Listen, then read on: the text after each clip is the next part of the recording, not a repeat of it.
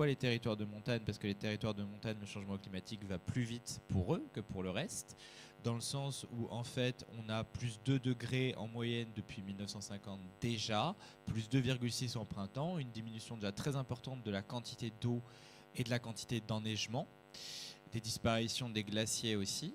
Et en fait, le gros problème de ces territoires, c'est leur dépendance à une seule activité économique, l'activité du ski, en particulier l'activité du tourisme. Et en fait, c'est une façon de comprendre cette maladaptation systémique et cette notion de commun. Qu'est-ce qui se produit? Vous avez une pénurie qui vient de l'écosystème, donc il y a moins de neige pour tout le monde. Qu'est-ce qui va se passer? Les gens qui dirigent l'industrie du ski, ils vont aller taper à la porte de la pouvoir publique, ils disent c'est une catastrophe, il faut qu'on s'adapte en fait. On est obligé. Et donc, vu qu'il y a une hyper-dépendance de ces territoires à l'industrie du ski, et ben, le visiteur du soir, il gagne en général. Et donc, on leur paye sous fonds publics des formes de maladaptation systémique, c'est-à-dire des canons à neige.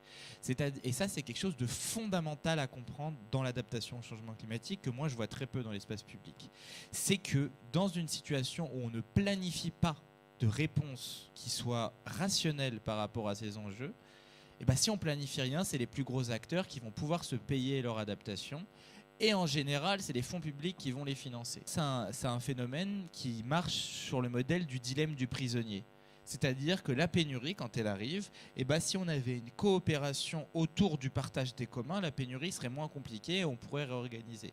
Sauf que ce n'est pas ce qui se produit. Ce qui se produit, c'est qu'en fait, par défaut, certains acteurs sont suffisamment puissants pour, au moment de la pénurie, accaparer une partie de la ressource pour eux et du coup laisser les autres, usagers simples de l'eau, mais aussi les vivants, les écosystèmes qui ont besoin de cette ressource en eau, en difficulté parce qu'abandonnés.